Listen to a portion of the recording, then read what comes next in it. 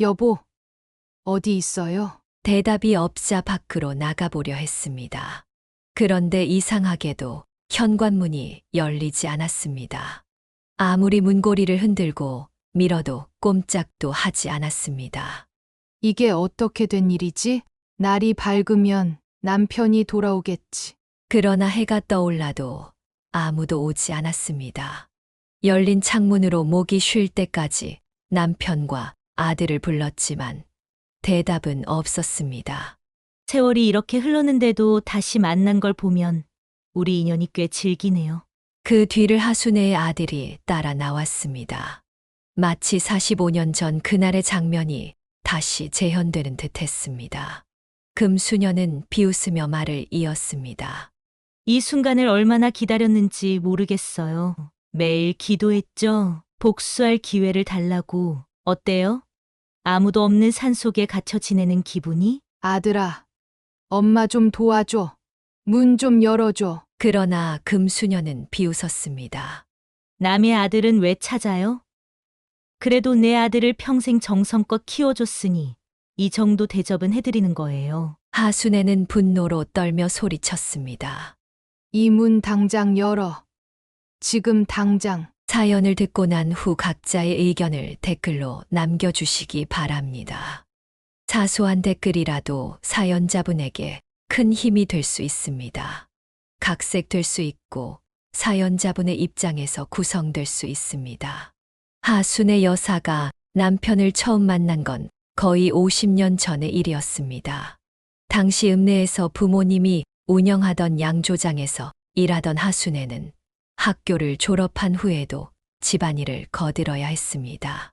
또래 친구들이 대도시로 나가 섬유공장에 취직할 때 그녀도 도시 생활을 꿈꾸었지만 오빠가 먼저 독립해버린 탓에 일손이 부족한 양조장에 붙들려 있었죠. 술 빚는 솜씨가 좋아 지역에서 소문난 양조장이었기에 손님들은 하루가 멀다 하고 아가씨가 시집 갈 때가 됐네라며 말을 건네곤 했습니다. 부모님은 일손이 부족하다며 그녀를 붙잡아 두다가도 좋은 혼처가 나타나자 서둘러 시집을 보냈습니다. 남편 윤강현의 집안은 지역에서 꽤 알려진 제약회사를 운영하는 집안이었습니다. 자녀들 모두 안정된 직장에 다니고 겨울에도 연탄이나 식량 걱정 없이 사는 넉넉한 집안이었죠. 시아버지는 술을 즐기셨지만 인품이 좋았고 시어머니 역시 하순애를 자신과 같은 며느리 처지라며 시집살이 고생 없이 아껴주셨습니다. 남편은 큰아버지가 물려받은 제약회사에 다니는 호남형의 무뚝뚝한 사내였습니다.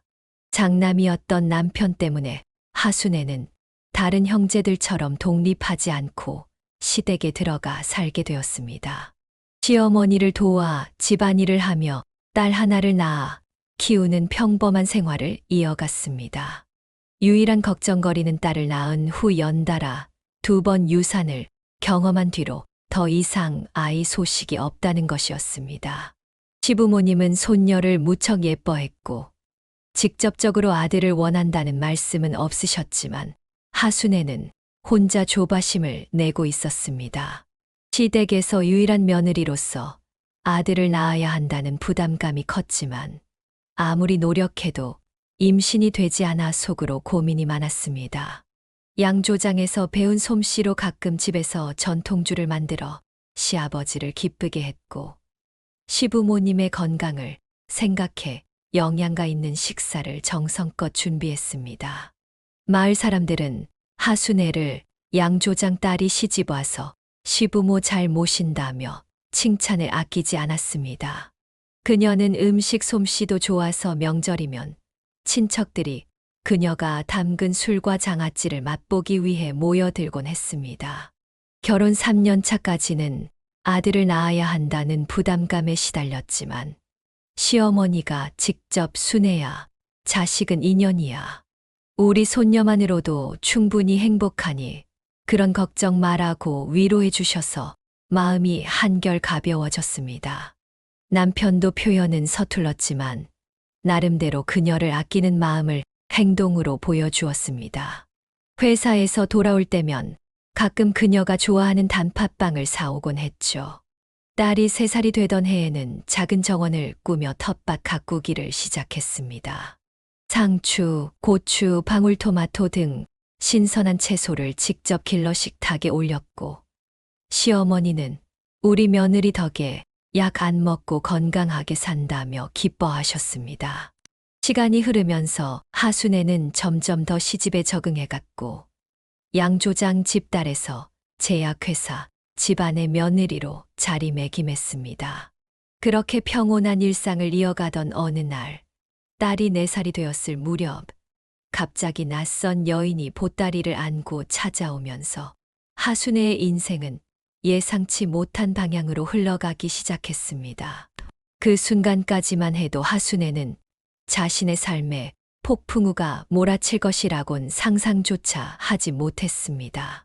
평온했던 하순애 여사의 일상은 딸이 4살이 되던 어느 추운 겨울날 갑작스레 찾아온 낯선 여인으로 인해 산산조각 났습니다.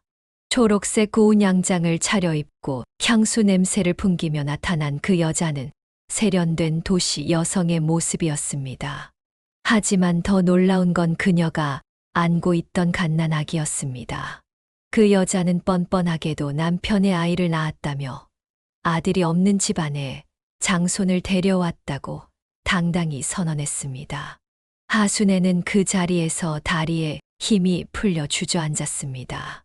당황한 시어머니는 겨울 추위와 이웃의 시선을 의식해 일단 그들을 집 안으로 들였습니다. 마치 자신이 정당한 권리를 되찾으러 온 사람처럼 행동했고, 심지어 뻔뻔한 태도를 보였습니다. 퇴근한 남편은 상간녀를 보고 크게 놀라며 부인했지만 그녀의 확신에 찬 발언 앞에서 변명은 공허할 뿐이었습니다. 남편의 말에 따르면 돈을 주고 아이를 지우라 했지만 남편이 부유한 집안의 장남이라는 사실을 알고 의도적으로 임신을 유지했다고 합니다. 뒤늦게 드러난 진실은 남편이 회사 출장을 핑계로 읍내 다방을 드나들며 그녀와 관계를 맺어왔다는 것이었습니다. 가족의 위신을 지키려던 시부모님의 결정으로 금수년과 아이는 일단 시누이들이 쓰던 방에 머물게 되었습니다. 방 밖으로 나오지 말라는 경고에도 불구하고 자주 하순애를 자극했습니다. 강연 씨가 당신이 목석 같은 여자라서 지루하다고 했어요. 라며 모욕적인 말을 던지기도 했죠. 견디다 못한 하순애는 결국 금수년을 벽으로 밀쳐 넘어뜨리고 이불로 덮어 발로 밟는 분풀이를 하기도 했습니다. 놀라운 것은 시어머니의 태도였습니다. 시어머니는 그 여자에게 내가 장손을 낳은 것이 무슨 대단한 일인 줄 아느냐? 내가 널 이 집에 둔 건 저 아이가 강연이 아이라서지 아들이라서가 아니다. 그녀의 오만함을 단번에 꺾어버렸습니다. 결국 이틀 후 그 여자는 시어머니로부터 돈을 받고 다시는 돌아오지 않겠다는 약속을 하고 아이만 남긴 채 떠났습니다. 한여름 폭풍과도 같은 시간이 지나고 집에는 6개월 된 아기만 남았습니다. 시어머니는 하순애 여사님에게 아이를 키워달라는 말을 하지 않았지만 하 여사님은 점차 마음을 열어 그 아이를 자신의 아들로 받아들이기 시작했습니다. 어떤 아이도 자신이 어떻게 태어났는지 선택할 수 없다는 생각에, 그리고 무엇보다 무고한 아이를 미워할 수 없다는 마음에 결국 친아들처럼 키우기로 결심했습니다. 시부모님은 하순애의 넓은 마음씨에 감동하며 더욱 그녀를 아끼게 되었고 아들이라 해서 딸을 차별하지도 않았습니다. 하순애 역시 점차 마음의 상처를 회복하며 두 아이를 똑같이 사랑하려 노력했습니다. 그러나 남편에 대한 감정은 쉽게 풀리지 않았습니다. 잠자리를 함께하기 싫어 밤늦게 남편이 잠든 후에야 방에 들어가곤 했고 말도 거의 하지 않았습니다.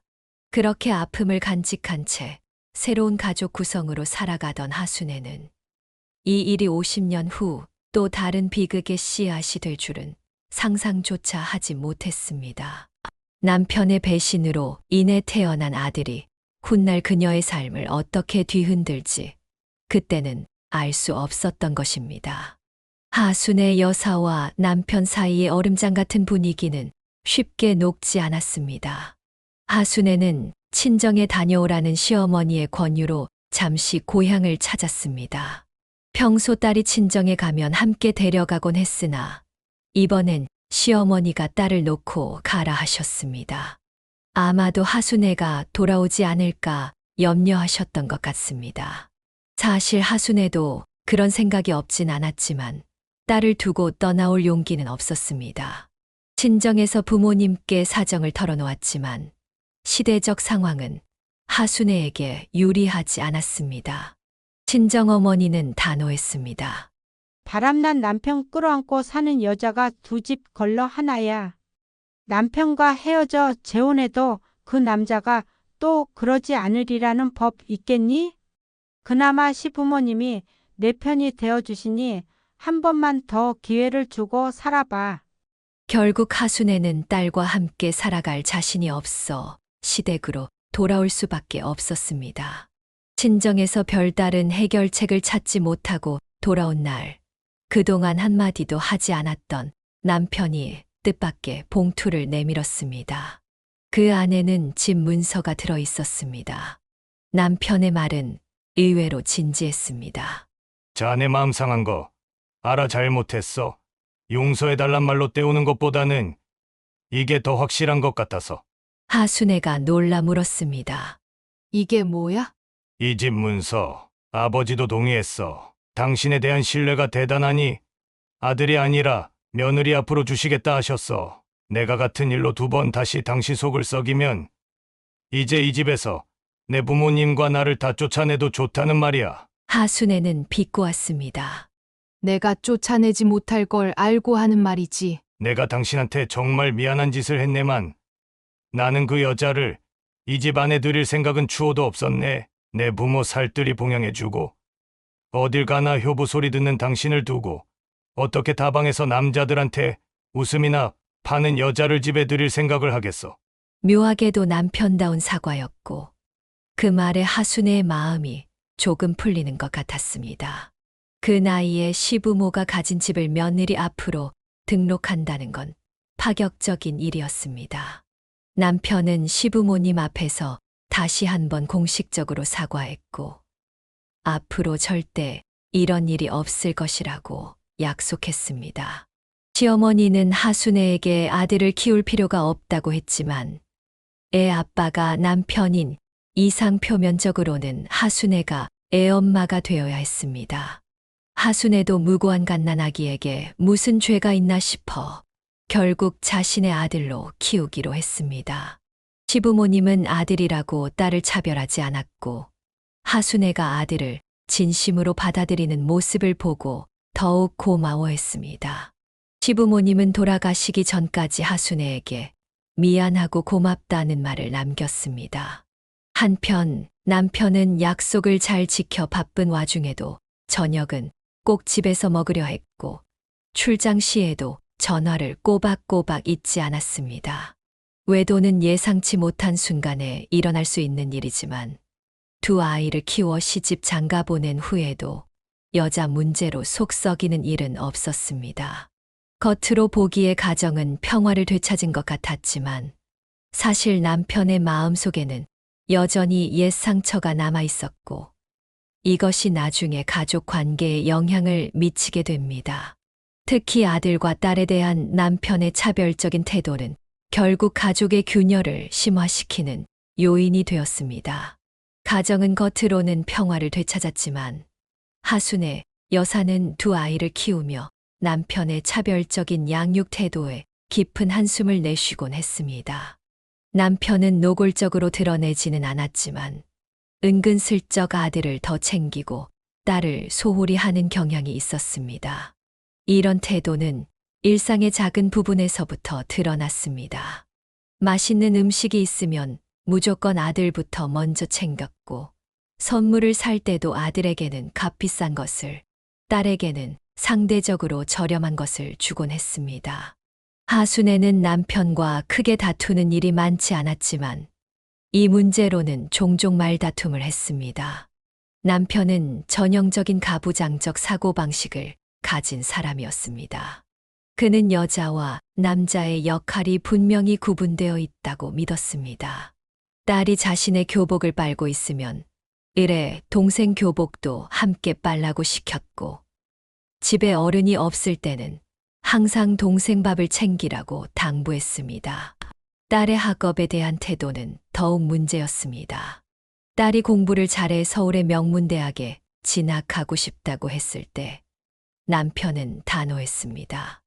어차피 시집 가면 그만인데 굳이 공부를 그렇게 해야겠냐? 이런 말을 들을 때마다 하순애는 속으로 분통을 터뜨렸지만 남편을 설득하기란 쉽지 않았습니다. 그의 생각은 확고했고 딸에 대한 기대는 좋은 집안으로 시집가는 것 이상을 넘어서지 않았습니다. 이런 환경 속에서 딸과 아버지 사이에는 알게 모르게 벽이 생겼습니다. 어릴 때는 아빠가 자신과 동생을 차별한다며 울기도 했지만 성장하면서 딸은 점점 무덤덤해졌습니다. 용돈을 줄 때도 딸에게는 아껴 써라라고 잔소리하면서 아들에게는 큰돈을 선뜻 내주는 모습에 하순애가 서운하지 않냐고 물으면 딸은 시큰둥하게 대답했습니다. 아빠 원래 그러잖아. 그저 현실을 받아들인 듯한 태도였습니다. 딸의 인생의 전환점이 된 것은 대학교 3학년 때였습니다. 연계 프로그램으로 미국 대학에 교환학생으로 가게 된 것입니다. 그곳에서 딸은 자신의 적성을 발견했고 졸업 후에도 미국에 남기로 결정했습니다. 남편은 딸이 한국으로 돌아오길 바랐지만 딸은 이미 미국 생활에 적응해 있었습니다. 결국 딸은 미국인 남자를 만나 결혼했고 완전히 부모 곁을 떠났습니다. 놀라운 것은 딸이 결혼하고 미국에 정착하게 되었을 때도 아버지 앞에서 눈물 한 방울 흘리지 않았다는 점입니다. 남편이 못내 서운해하자 하순애는 솔직하게 말했습니다. 전부 당신 자업자득이에요. 딸에 대한 사랑이 없는 건 아닌데 아들 사랑이 더 크다고 너무 솔직하게 살아온 탓이니 어쩌겠어요? 딸은 미국에서 아들 하나를 낳고 살았고 아들은 한국에서 쌍둥이 딸을 낳고 살고 있었습니다. 남편은 70이 넘어서야 사업을 아들에게 물려주고 은퇴했습니다. 원래 건강이 좋았던 남편은 고령에도 사람들을 만나며 일을 계속했지만 결국 아들과 상의 끝에 1년간 함께 일하며 사업을 가르친 후 은퇴를 결정했습니다. 남편은 자신이 일궈놓은 사업을 남에게 주기 아깝다며 대기업에 다니던 아들을 오랫동안 설득했습니다. 그 과정에서 아들 내외는 1년 넘게 주말 부부로 살게 되었습니다. 아들의 아내는 아이들 교육을 위해 대도시에 남았고 아들은 주중에 아버지의 사업장이 있는 곳으로 출퇴근했습니다. 남편이 70이 넘은 나이에 평생 일궈온 사업을 아들에게 물려주고 마침내 은퇴를 선언했습니다. 하순애 여사는 이제야 진정한 노부부만의 시간을 보낼 수 있게 되어 한편으로는 기뻤습니다. 그러나 그 기쁨도 잠시 예상치 못한 남편의 행동 변화가 시작되었습니다. 평소 이외에는 집을 나가지 않던 남편이 이제는 하루 종일 집에 있어도 이상할 것 없는데도 외출이 잦아졌고 심지어 외박까지 하기 시작한 것입니다. 한 달 동안에만 오랜 친구의 장례식을 핑계로 3번이나 집을 비웠습니다. 아무리 나이가 들었다고 해도 여자의 직감이라는 것은 무시할 수 없는 법. 하순애는 뭔가 이상하다 싶어 조심스레 주변에 알아보기 시작했습니다. 놀랍게도 남편이 장례식에 갔다던 사람 중 일부는 이미 3년 전에 세상을 떠났거나 아직 멀쩡히 살아있는 사람들이었습니다. 이제 의심은 확신으로 바뀌었습니다. 어느 날 남편이 또 외출 준비를 하고 있자 하순애가 물었습니다. 무슨 소리야? 아까 동서랑 통화했을 땐 그런 말 없었는데. 남편은 당황한 기색 없이 대답했습니다. 재수 씨한테 말을 안 했는갑지. 하순애는 더 이상 참지 못하고 쏘아붙였습니다. 뒤늦게 늦바람이라도 들었어? 왜 안 하던 짓이야? 매일같이 약속이 있다. 누구 상이란다. 이 핑계 저 핑계 대면서 밖으로 나돌고 있잖아. 남편은 역정을 내며 변명했습니다. 나는 일정이 있어서 그 약속에 간 것뿐이고 누군가 돌아가셔서 문상도 다녀온 거야. 이렇게 자연스러운 일에 왜 이렇게 화를 내는 거지? 하여튼 허튼 짓 하지 마. 다 늙어 추잡스럽게 놀지 말란 말이야. 남편은 사람 잡는다고 펄쩍 뛰었지만 하순애가 강하게 나온 건 남편의 말과 행동에 모순이 너무 많았기 때문이었습니다. 더구나 결정적으로 남편이 한밤중에 몰래 나가 전화를 받는 모습까지 목격했습니다. 몇 날 며칠을 참다가 결국 하순애는 남편의 수상한 행동을 추궁하기로 마음먹었습니다. 그날도 남편이 몰래 나가 전화를 받는 모습을 발견하고 뒤를 밟았습니다. 그리고 그 전화 속에서 들려온 남편의 목소리. 그래. 당신밖에 없지. 당신 덕분에 얼마나 기쁜지 몰라. 하순애는 더 이상 참지 못하고 남편에게 달려들었습니다. 누구야? 누구냐고? 내놔. 이리 내. 남편과의 신랑이 끝에 휴대폰은 빼앗지 못했고 남편은 오히려 화를 냈습니다. 자다 말고 일어나서 웬 폐악질이야. 미쳤어. 그럼 남편이라는 작자가 한밤중에 전화기를 붙들고 당신밖에 없다는 소리를 듣고도 참아줘. 누구야? 어떤 년이야? 남편은 필사적으로 변명했습니다. 대체 무슨 생각을 하고 그러는 거야. 그냥 아는 사람이야. 생사람 잡지 마라. 그냥 아는 사람? 당신은 그냥 아는 사람한테 당신밖에 없다. 그런 말을 해. 아이 정말 그런 거 아니래도. 당신은 왜 그러냐? 내가 그동안 당신한테 어떻게 했는데 나를 의심하냐 말이야. 길 가는 사람 다 붙들고 물어봐. 의심을 안 할 수 있는 상황인지. 누구야? 누구냐고? 그런데 남편의 다음 말에 하순애는 당황했습니다. 남편은 한숨을 쉬더니 웃으며 설명했습니다. 아이고, 진짜 어떻게 그걸 못 기다려요. 하여간 무드가 없어요. 무드가. 내일 모레 당신 생일에 말하려고 했는데 저기 시골에다 집 하나 샀어. 놀랍게도 남편은 하순애의 생일 선물로 시골의 별장을 준비하고 있었다는 것입니다. 당신밖에 없다는 말은 부동산 중개인에게 한 말이었고 좋은 매물을 잡아준 것에 대한 감사 표현이었습니다. 하순애는 얼굴이 화끈거렸습니다. 다음 날 아침 남편은 하순애를 데리고 그 별장으로 향했습니다. 정말로 한적한 산속에 아담한 시골집이 있었고 조용하고 운치 있는 환경이었습니다. 거 봐라. 내가 어디 그럴 사람이야. 내가 당신한테 그 문제로 속 썩이는 일 없게 하겠다고. 그렇게 약속했잖아. 내가 다른 건 몰라도 그건 지키고 살겠다고. 얼마나 갖은 노력을 했는데. 하순애는 미안한 마음에 사과했습니다. 아유, 당신이 그런 낌새를 보이니까. 그렇지. 아무튼 미안해. 집은 참 좋네. 문제는 일단락된 것 같았지만 마음 한구석에는 여전히 찝찝함이 남아 있었습니다. 부동산 지인에게 했다는 말도 그렇고 하순애의 예감이 틀리지 않을 것 같은 불안감이 완전히 가시지 않았습니다. 그리고 그 불안은 곧 현실이 되었습니다.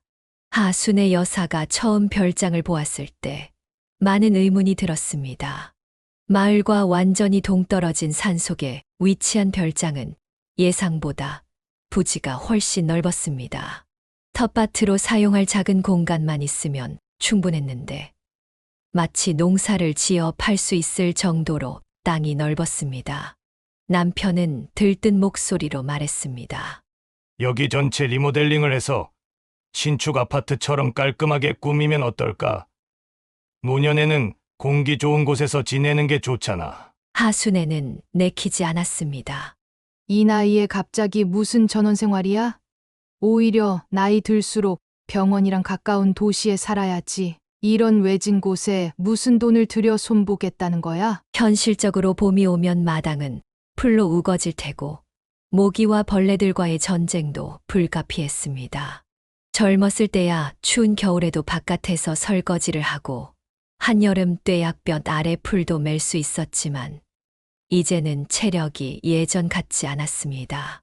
하지만 남편이 자신을 위해 마련한 선물이라고 생각하니 그의 마음을 꺾을 수도 없었습니다. 남편은 마치 신이 난 것처럼 방범창까지 설치하며 열심히 별장을 정비했습니다. 아들이 별장을 보러 왔을 때는 어머니의 걱정을 눈치챘습니다. 엄마, 가보면 진짜 동화 속에 나오는 집 같아요. 아버지가 정성이 대단하시네요. 아예 이사하는 건 어떨까요? 하순애는 고개를 저었습니다. 이사? 절대 안 돼. 주변에 사람도 없고 마을회관 가려면 30분은 걸어 내려가야 한다던데 내 아버지는 이제 밤에 운전도 못하고 갑자기 문제가 생기면 어쩌라고? 아들은 어머니의 걱정을 일축했습니다. 거기까지 가로등도 있고 도로 포장도 잘 되어 있어요. 무슨 일 있으면 제가 바로 달려갈 수 있어요. 엄마도 이제 제대로 쉬셔야죠. 숨소리도 전보다 약해졌어요. 도시의 먼지 많은 곳에서 뭐하러 계속 사세요? 하순애는 불쾌했습니다. 나 아직 멀쩡해. 곧 죽을 사람처럼 무슨 요양 타령이야? 가끔 한두 번 가서 밤새고 오면 그만이지. 아들의 표정이 섭섭해졌습니다. 엄마는 내 마음을 전혀 이해 못하네요. 내가 나 좋으라고 이러는 거예요? 엄마가 가끔 시골이 그립다고 하셔서 아버지랑 함께 노력했는데 하순애는 아들의 말에 마음이 약해졌습니다. 알아. 내 마음이야. 고맙지. 물 좋고 공기 좋은 곳에서 사셔야 오래 건강하게 사실 거예요. 우리 쌍둥이들 시집가는 것도 보고 증손자도 안아보셔야죠. 바쁜 아들이 별장을 위해 시간을 내었다는 생각에 하순애의 마음이 따뜻해졌습니다. 땀에 젖어 샤워하러 들어가는 남편의 모습을 보니 고마운 마음도 들었습니다. 비록 당장 이사는 힘들더라도 살아보고 괜찮으면 노후를 그곳에서 보내는 것도 나쁘지 않겠다는 생각이 들었습니다. 그러던 어느 날 미국에 사는 딸과 화상통화를 하게 되었습니다. 엄마, 아빠가 갑자기 시골 별장을 샀다고? 정말 이해가 안 돼. 하순애는 딸에게 상황을 설명했습니다. 내 아버지가 내가 가끔 시골 생활이 그립다고 한 말을 기억하고 이런 선물을 준비했다고 하더라. 딸은 여전히 의심스러워했습니다. 진짜 도시에서 멀리 떨어진 산속 별장이라고? 두 분 나이에 그런 외진 곳에서 어떻게 지내실 거예요? 아빠도 정말 생각이 없네. 하순애는 딸을 안심시켰습니다. 걱정 마. 자주 가는 것도 아니고 가끔 며칠씩 가서 쉬다 올 거야. 딸의 얼굴이 밝아졌습니다. 제이슨 졸업하고 대학 가기 전에 한국에 가보고 싶대요. 그때 저도 같이 갈게요. 별장도 구경할 수 있겠네요. 하순애는 딸과 손자가 온다는 생각에 기쁨을 감출 수 없었습니다. 그럼 정말 좋지. 우리 제이슨이 얼마나 컸을지 벌써 5년이나 못 봤으니 많이 변했겠구나. 엄마, 그때까지는 아파트에 계세요. 제가 가서 별장이 살만한지 확인해 볼게요. 그래, 그럴게. 내가 직접 보고 판단할게. 딸과의 통화 후 하순애는 딸 가족을 만날 기대에 부풀었습니다. 그러나 마음 한구석에는 여전히 별장에 대한 불안감이 자리 잡고 있었습니다. 직감적으로 뭔가 이상하다는 느낌을 지울 수 없었습니다. 별장에서의 첫날은 평온하게 시작되었습니다. 하순애 여사는 남편과 함께 아침을 먹고 점심으로는 직접 텃밭에서 딴 열무로 국수를 만들어 먹었습니다. 여름날의 오후 식곤증이 밀려오자 하순애는 잠시 낮잠을 자겠다고 남편에게 말했습니다.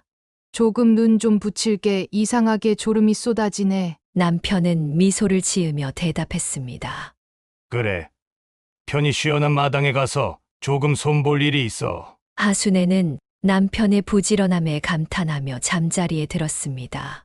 저 나이에도 체력이 대단하네. 그런데 눈을 떴을 때는 이미 깜깜한 밤이었습니다.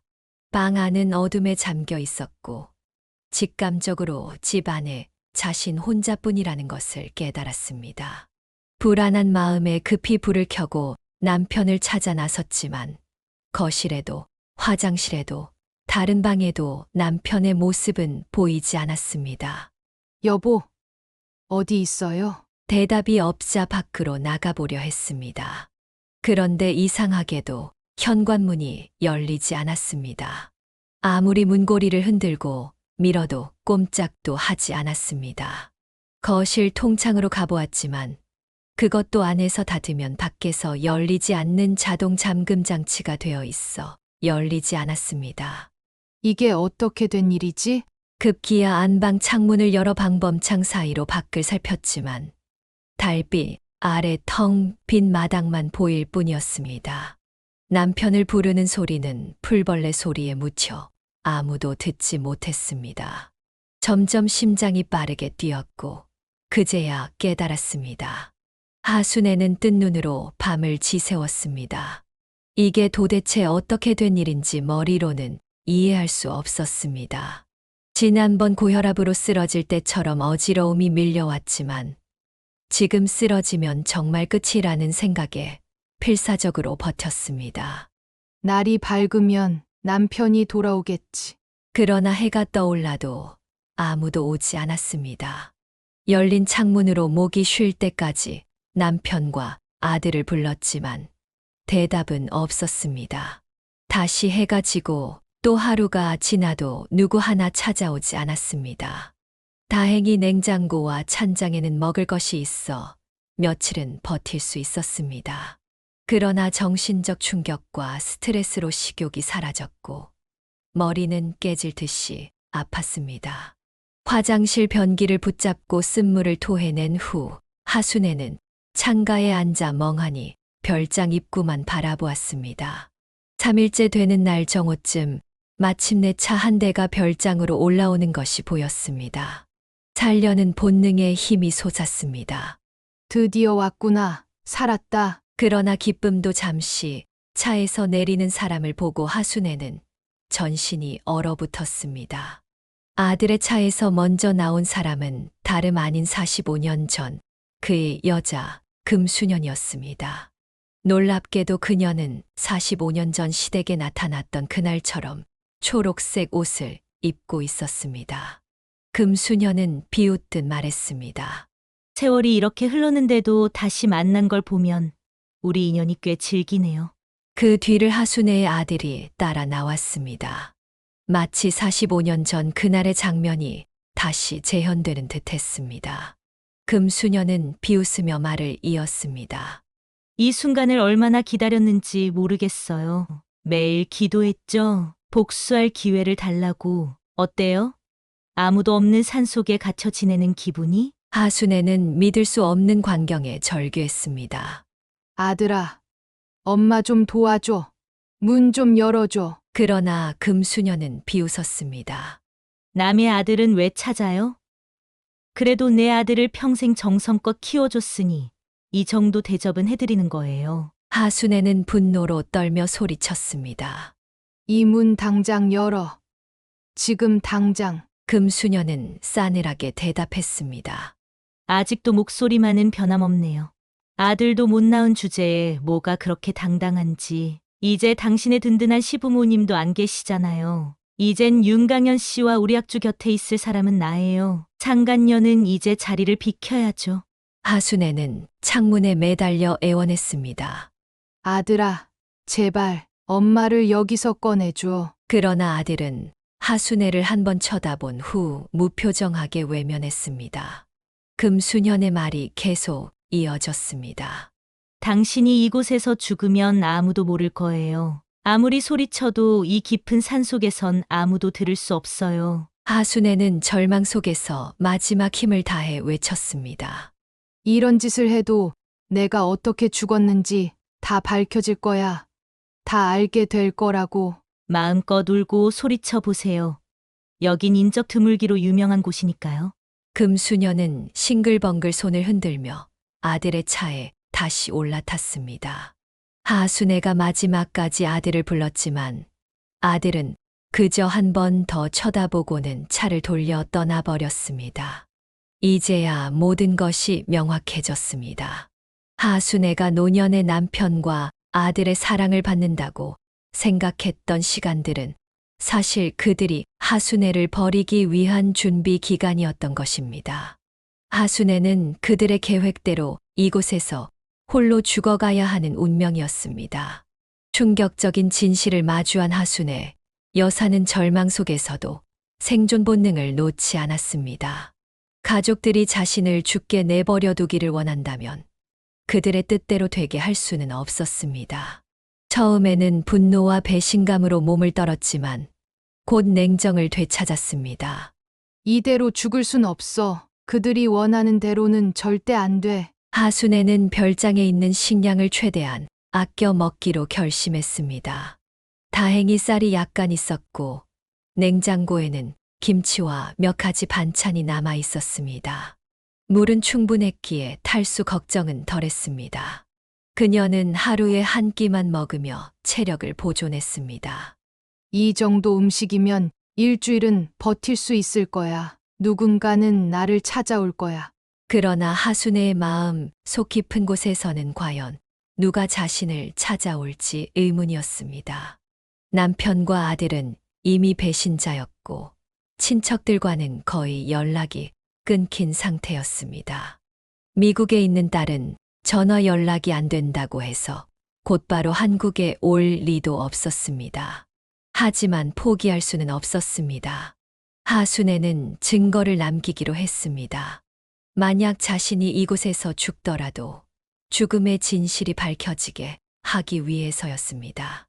방 안을 뒤져 펜을 찾아낸 그녀는 벽지를 조심스럽게 뜯어내 그 뒷면에 자신의 상황을 상세히 기록했습니다.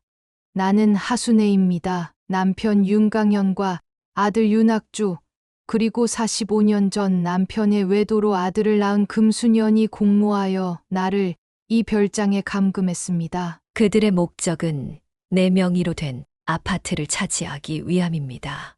하순애는 가능한 한 상세히 상황을 기술했습니다.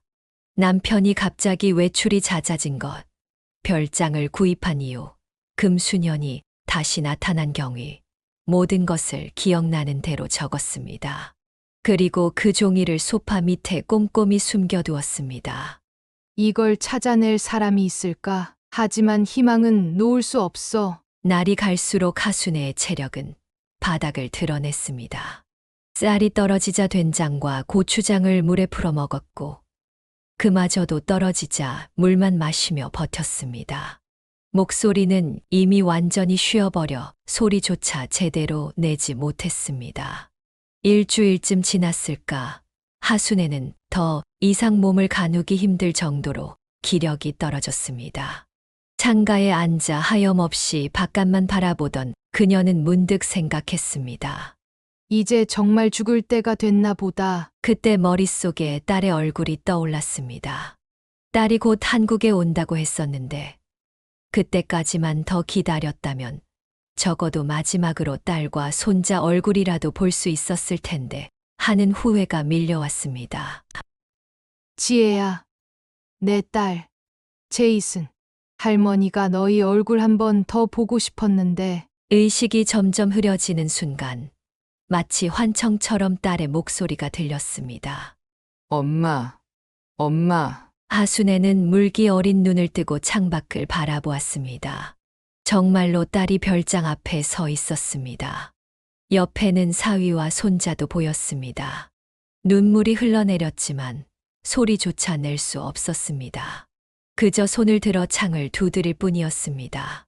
딸은 안방 창문 아래에 미동 없이 앉아있는 하순애를 발견하고 얼굴이 창백해졌습니다.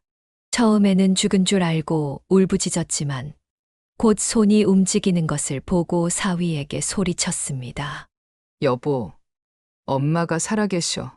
어서 창문을 깨요. 사위는 마당에서 발견한 도끼로 방범창을 뜯어냈고 딸은 필사적으로 어머니를 끌어안았습니다. 엄마, 정신 차려요. 저예요. 지혜예요. 하순애는 희미한 의식 속에서 딸의 손을 꼭 잡았습니다.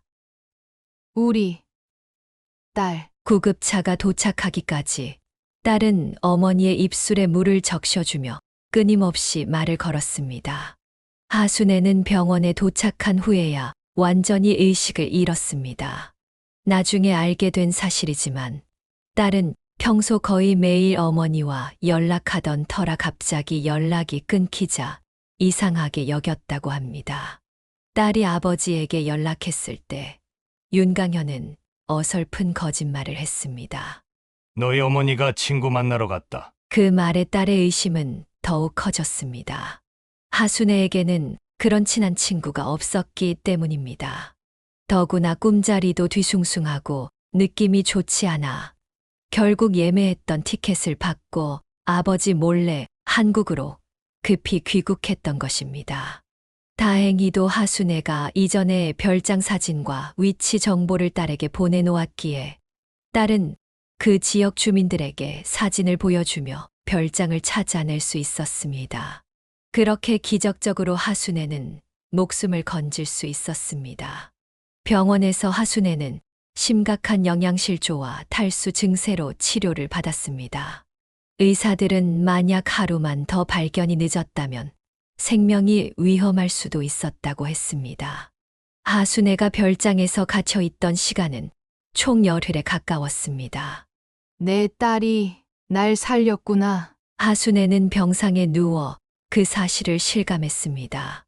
배신한 남편과 아들도 못 믿어왔지만 충직한 딸이 있다는 사실에 깊은 감사함을 느꼈습니다. 병원에서 일주일간 치료를 받은 하순애 여사는 체력을 어느 정도 회복했습니다. 의사들은 그녀가 심각한 영양실조와 정신적 외상을 겪었다고 진단했지만 놀랍게도 그녀의 회복 의지는 강했습니다. 그녀의 눈빛에는 단순한 회복이 아닌 정의를 찾겠다는 결연한 의지가 담겨 있었습니다. 퇴원날 하순애는 딸 지혜에게 단호하게 말했습니다. 집으로 가자, 내 집으로. 딸은 걱정스러운 표정으로 물었습니다. 정말 괜찮으세요? 아직 몸이 약한데 우리 집에서 좀 더 쉬다가 가는 게 어떨까요? 하순애는 고개를 저었습니다. 아니야, 지금 가야 해. 내 집에서 무슨 일이 벌어지고 있는지 확인해야 해. 딸의 차를 타고 아파트에 도착했을 때 하순애의 직감은 정확했습니다. 현관 비밀번호를 누르고 문을 열자 거실에서 들려오는 웃음소리가 둘의 발걸음을 멈추게 했습니다. 윤강현과 금수년이 함께 소파에 앉아 와인을 마시고 있었습니다. 두 사람의 표정이 굳어졌습니다.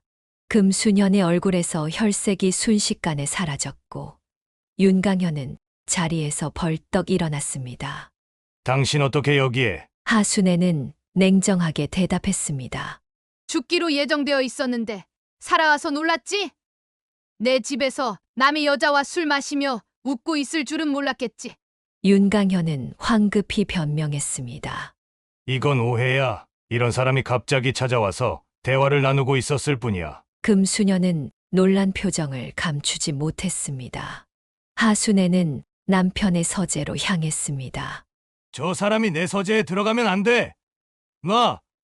당장 놔. 하순애는 서재의 금고 앞에 서서 숫자를 눌렀습니다. 오랫동안 남편 곁에서 살면서 청소를 핑계로 여러 번 금고 비밀번호를 엿본 적이 있었습니다. 남편이 소중히 여기던 금고가 열리자 그 안에는 여러 서류가 정리되어 있었습니다.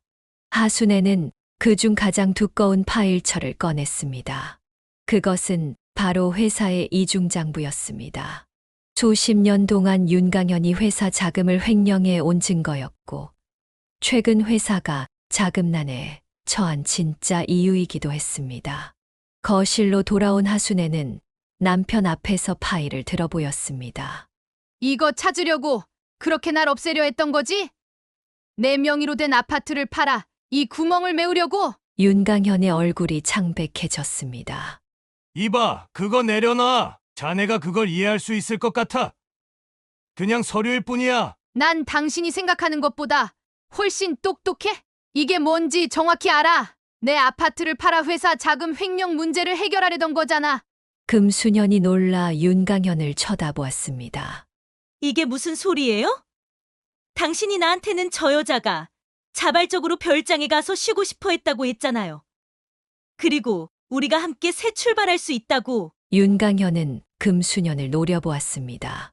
조용히 해. 이 상황에서 내가 무슨 말을 해? 하순애는 비웃었습니다. 재미있네. 당신이 나한테도 이 여자한테도 거짓말을 했던 거구나. 사실은 우리 둘 다 이용하려 했던 거지? 내 재산으로 회사 위기를 모면하고 이 여자를 이용해 나를 제거하려고 했던 거고. 금수년은 충격에 휩싸였습니다. 이럴 수가. 나는 당신이 진심으로 나를 사랑한다고 믿었어요. 45년 전에 우리 사이를 갈라놓은 건 저 여자 때문이라고. 이제 다시 시작할 수 있다고 말했잖아요. 윤강현은 점점 궁지에 몰렸습니다. 다들 진정해. 이건 오해야. 내가 설명할 수 있어. 하순애는 냉정하게 말했습니다. 설명할 필요 없어. 이제 모든 게 명확해졌으니까. 당신이 회사 자금을 횡령한 증거, 나를 별장에 가두고 살해하려 한 증거 모두 확보했어. 이 모든 일에 우리 아들까지 끌어들인 건 절대 용서할 수 없는 일이야. 딸 지혜는 분노에 떨며 말했습니다. 아버지, 도대체 어떻게 이런 끔찍한 일을 계획할 수 있었어요? 엄마가 찾아오지 않았다면 어머니는 정말로 그곳에서 돌아가셨을 거예요. 윤강현은 발버둥 쳤습니다. 이것 좀 놔. 너희들이 이해 못해. 난 궁지에 몰렸던 거야. 회사가 무너지면 우리 가족 모두 파멸이야. 하순애는 결연한 표정으로 말했습니다. 이제 당신 혼자만의 파멸이야. 난 경찰에 신고할 거고 별장에 남겨둔 증거와 이 장부들로 당신과 금수년 그리고 아들까지 모두 법의 심판을 받게 할 거야. 다음 날 하순애는 변호사를 선임해 3명 모두를 감금, 살인미수, 횡령 등의 혐의로 고소했습니다. 별장에 남겨둔 벽지 뒷면의 기록과 의료 기록, 그리고 회사 이중장부는 강력한 증거가 되었습니다. 경찰 조사에서 밝혀진 사실은 더욱 충격적이었습니다. 윤강현은 회사 자금난으로 인해 대출금 상환에 어려움을 겪고 있었고, 금수년은 45년 만에 다시 나타나 윤강현을 협박하고 있었습니다. 그러던 중 두 사람은 하순애 앞으로 된 아파트를 팔아 문제를 해결하기로 공모했고, 아들 윤학주는 회사 경영 위기에 처한 상황에서 이들의 계획에 동참했던 것입니다. 하순애는 법정에서 당당히 세 사람을 바라보며 말했습니다. 난 50년 가까이 한 가정을 위해 헌신했어. 그런 내게 이런 배신을 한 당신들을 절대 용서할 수 없어. 내가 죽을 뻔한 그 시간, 내 생각은 오직 딸과 손자뿐이었어. 나를 버린 사람들이 아니라 내게 진정한 가족이 누구인지 깨닫게 해준 시간이었지. 재판이 진행되는 동안 하순애 여사는 법원 출석과 병원 진료를 오가며 바쁜 나날을 보냈습니다. 그러던 어느 날 예상치 못한 방문객이 병원을 찾아왔습니다. 바로 아들 윤학주였습니다. 보석으로 풀려난 그는 초췌한 모습으로 병실 앞에 서 있었습니다. 병실 문을 두드리는 소리에 하순애가 고개를 들자 아들은 망설이듯 들어왔습니다. 한동안 말없이 서 있던 그는 마침내 입을 열었습니다. 어머니, 저 말씀드릴 자격이 없다는 걸 알지만 하순애는 아들을 무표정하게 바라보았습니다. 그의 얼굴에서는 진심 어린 후회가 익혔지만 하순애의 마음은 쉽게 열리지 않았습니다. 그래, 무슨 말을 하려고 왔니? 아들은 떨리는 손으로 병실 의자에 앉았습니다. 제가 어떤 변명을 해도 용서받을 수 없다는 걸 압니다. 하지만 진실을 말씀드리고 싶어요. 그는 흐느끼며 말을 이어갔습니다. 그 여자가 갑자기 나타났을 때 처음엔 믿지 않았어요. 하지만 그녀가 저에게 보여준 출생증명서와 오래된 사진들, 그리고 아버지도 인정했고, 아들은 자신이 어떻게 금수년의 이야기에 속아 넘어갔는지 설명했습니다.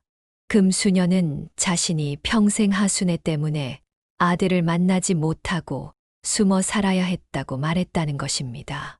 하순애가 그녀를 쫓아내고 강제로 아이를 빼앗았다는 거짓말을 했고, 윤강현도 이를 확인해 주었습니다. 회사도 어머니 때문에 무너질 위기라고 했어요. 아버지가 어머니 앞으로 된 아파트를 팔아 회사 부채를 해결하려 했는데 어머니가 이기적으로 거부한다고. 하순의 눈에서 분노의 불꽃이 일었습니다. 그래서 날 별장에 가두고 죽게 내버려 두기로 결정했다는 거니? 아들은 고개를 떨구었습니다. 처음엔 그런 계획이 아니었어요. 단지 어머니를 잠시 별장에 머물게 하고 그 사이에 아파트를 처분하려고 했을 뿐이었어요. 하지만 상황이 점점 통제를 벗어났고 그날 내가 차에서 내려 날 바라봤을 때 내가 절박하게 도움을 청했는데도 그냥 외면했잖니. 그 말에 아들은 고개를 들지 못했습니다. 그때 제가 무슨 생각으로 그랬는지 제 자신도 이해할 수 없어요. 그 여자가 어머니가 저를 빼앗았다고, 그녀가 진짜 피를 나눈 어머니라고 계속 주입시켰고, 회사는 무너질 위기였고, 쌍둥이 딸들의 미래가 걱정됐고. 하순애는 쓰라린 미소를 지었습니다.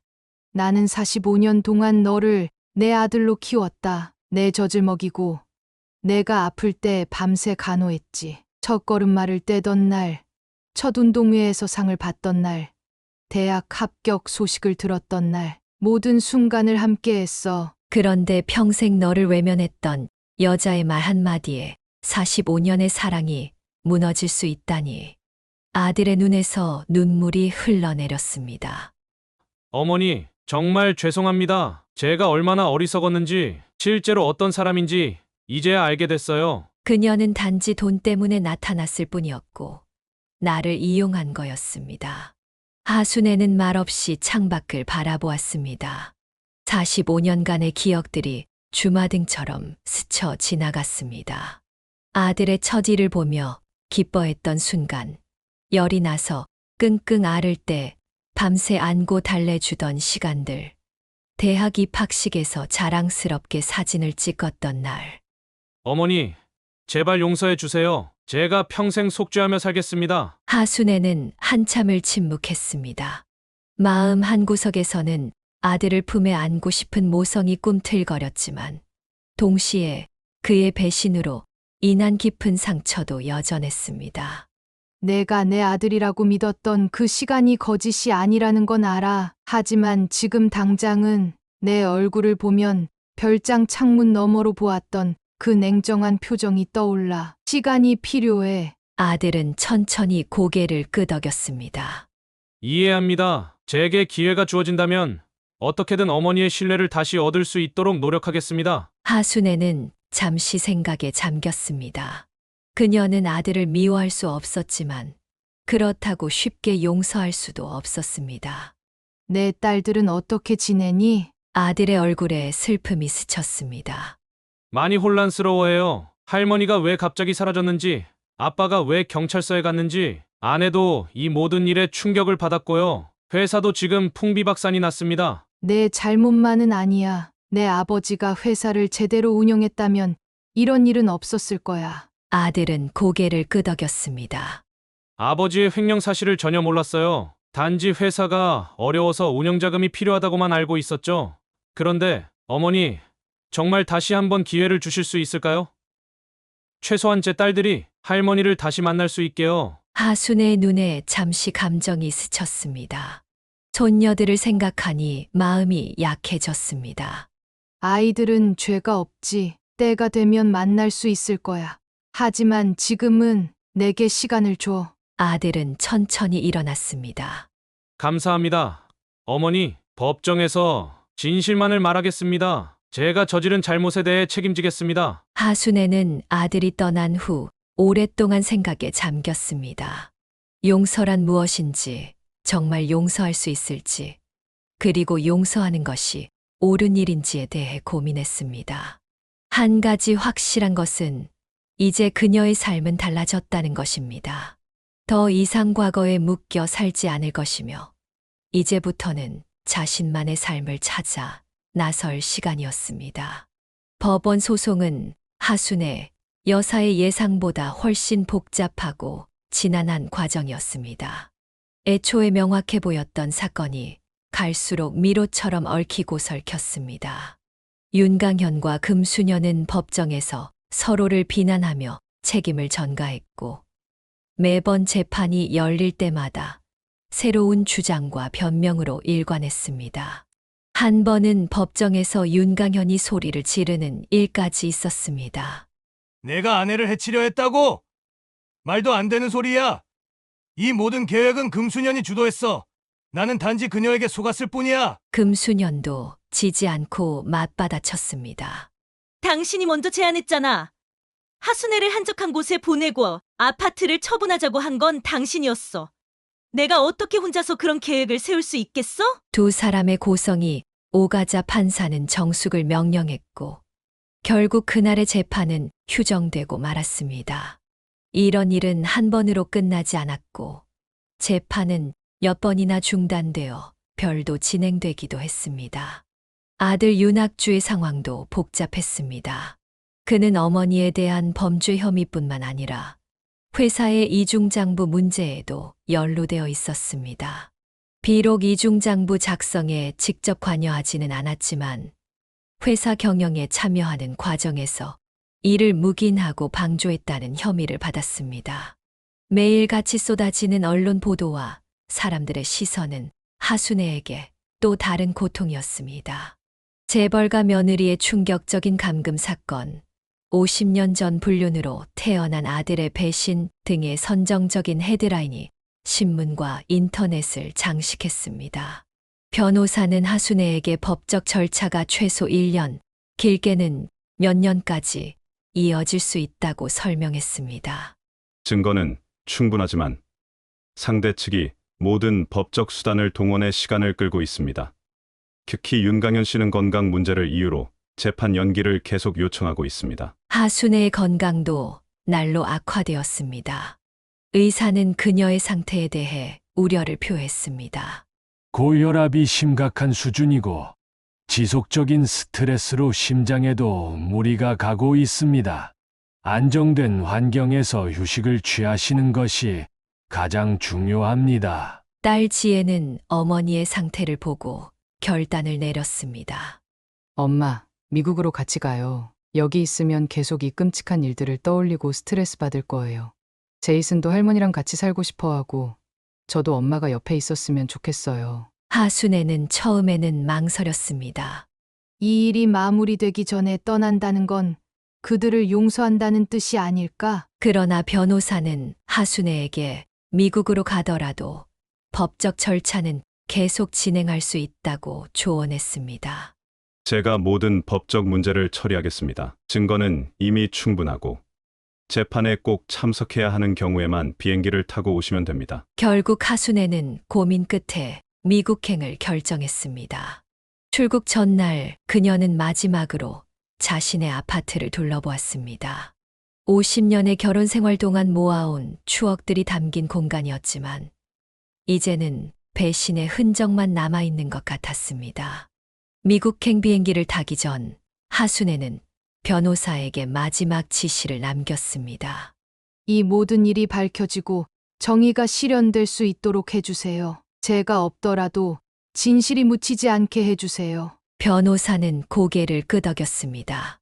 걱정 마세요. 반드시 책임을 물을 것입니다. 미국 뉴저지에 도착한 하순애는 딸의 집에서 새로운 삶을 시작했습니다. 처음에는 모든 것이 낯설고 어색했습니다. 언어도 통하지 않고 문화도 달랐습니다. 하지만 딸과 사위, 그리고 손자 제이슨의 다정한 보살핌 속에서 점차 안정을 찾아갔습니다. 한국에서는 소송이 진행 중이었고 가끔 변호사로부터 소식이 전해졌습니다. 윤강현은 건강 악화를 이유로 여러 번 재판을 연기했지만 결국 법원은 그의 주장을 받아들이지 않았습니다. 금수녀는 자신이 단지 이용당했을 뿐이라며 무죄를 주장했지만 증거는 그녀도 적극적으로 계획에 가담했음을 보여주었습니다.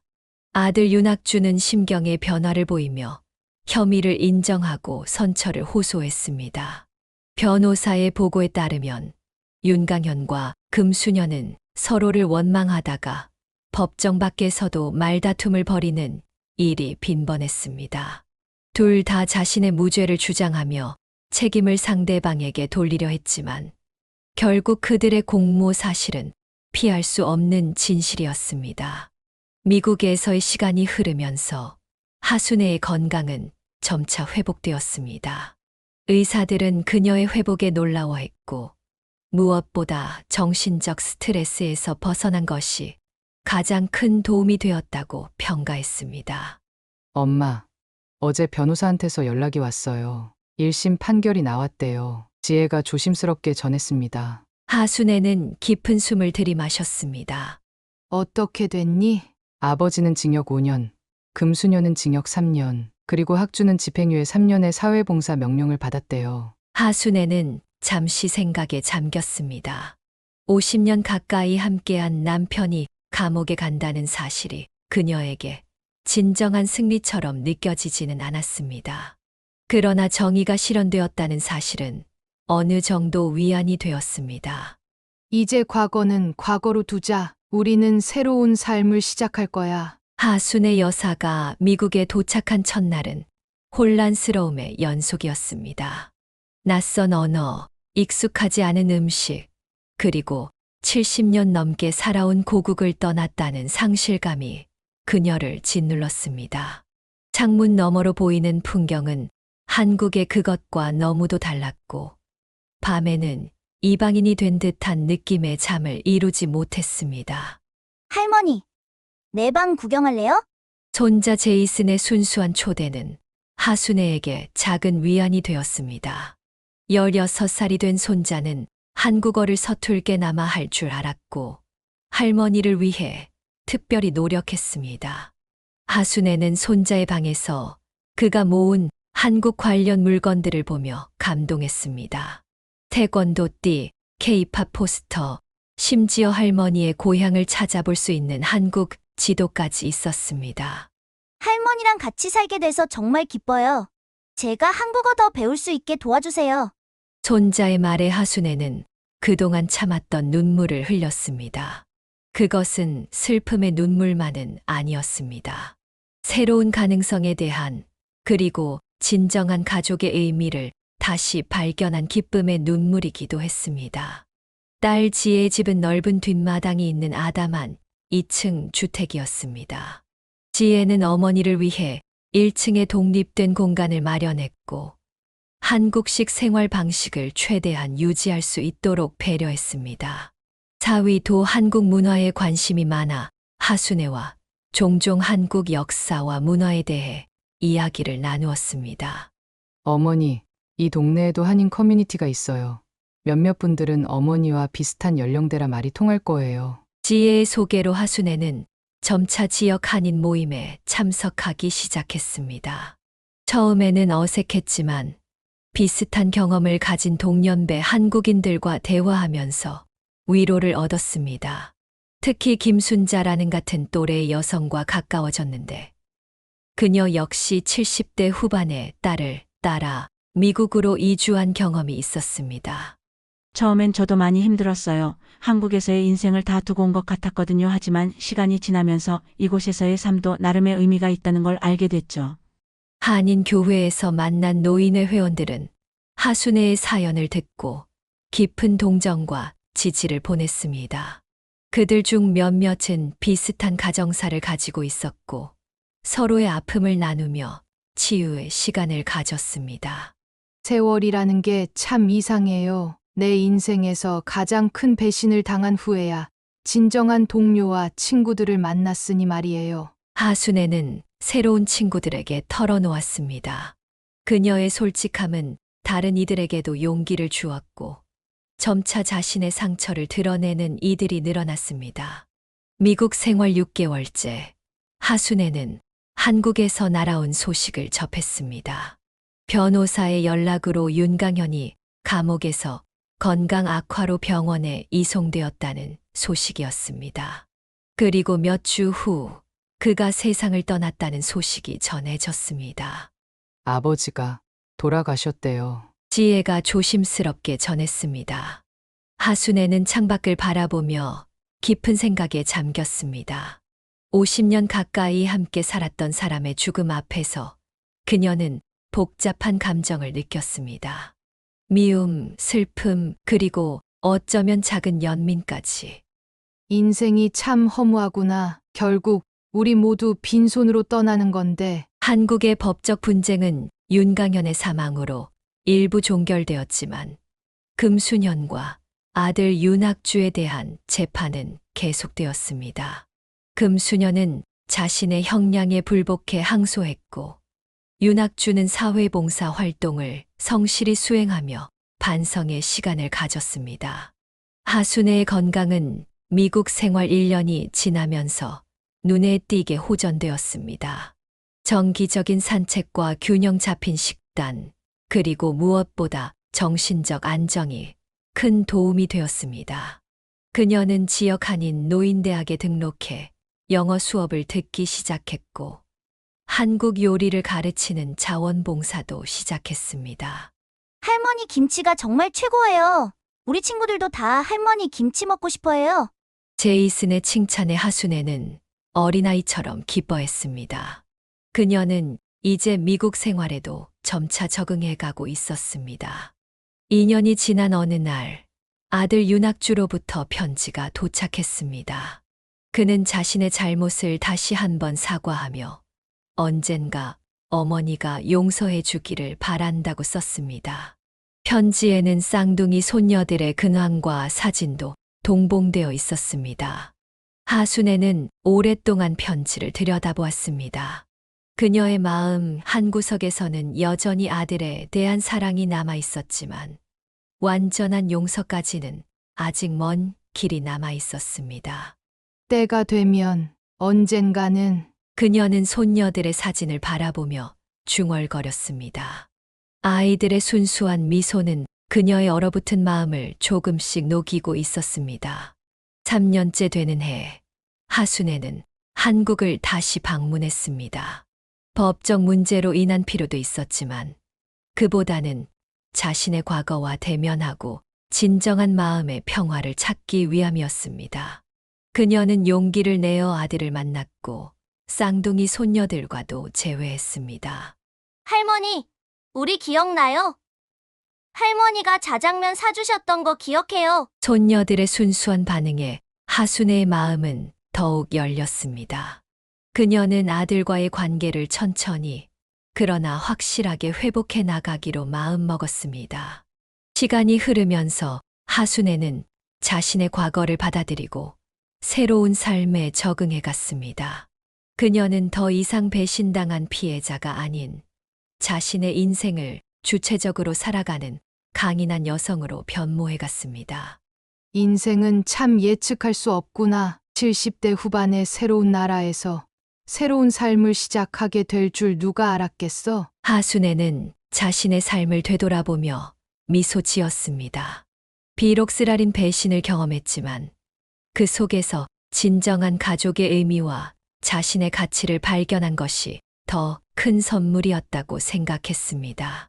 세상에 영원한 것은 없어요. 행복도 슬픔도 결국 지나가는 것. 중요한 건 그 모든 순간 속에서 자신을 잃지 않는 거죠. 하순애 여사는 이제 미국 조용한 동네에서 딸 가족과 함께 평화로운 노년을 보내고 있습니다. 때로는 한국의 추억이 그녀를 찾아오지만 더 이상 그것에 사로잡히지 않습니다. 그녀는 매일 아침 뒷마당에서 태극권을 수련하고 오후에는 손자에게 한국어를 가르치며 저녁에는 지역 한인 모임에서 다른 이들과 소중한 시간을 나눕니다.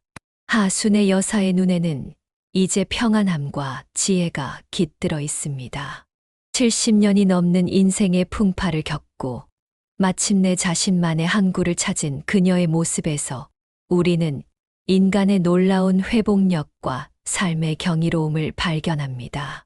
사연을 듣고 댓글을 남겨주시기 바랍니다. 사소한 의견일지라도 사연자분에게는 큰 힘이 됩니다. 노골적인 악성 댓글은 사연자분에게 상처가 될 수 있으니 삼가주시기 바랍니다.